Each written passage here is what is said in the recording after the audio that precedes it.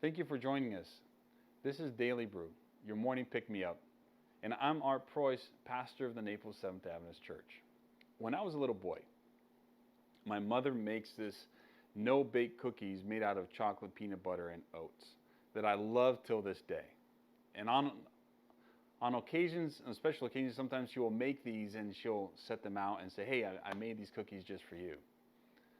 When I was a little boy, my mother had made them and set them out on the table to cool off. And I decided to take one. But I noticed that she had laid it out in such a perfect layout that there were rows and columns of cookies. So if I took one, it would be evident that there was one missing. Somebody took it. So I went on to take an entire row and ate those cookies, hidden, thinking nobody would ever know. But I forgot that those would leave a small residue on the tabletop.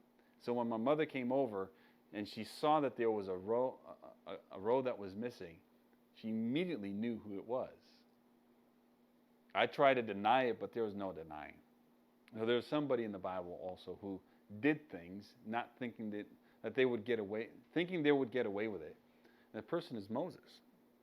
We fast forward 40 years, and Moses is seeing an Egyptian in Hebrew, and he jumps in and kills the Egyptian, but thinking nobody is looking around to see what he's doing, he buries the Egyptian and leaves without telling anybody.